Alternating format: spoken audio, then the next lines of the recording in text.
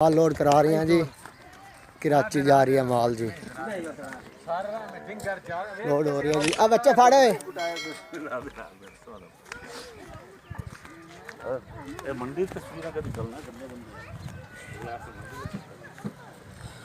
अब माल की सारा लोड हो रही है जी।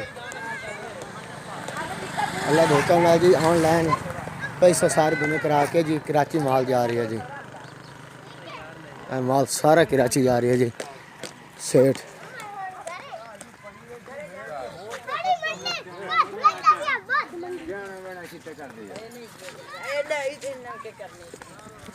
खान साहब कितने जा रहे हैं जी?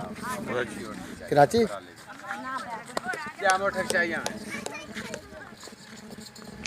कितने भाई माल लैके जा रही हैं? कराची। कराची कहना माल है जी? जफर का। जफर का ठीक है जी।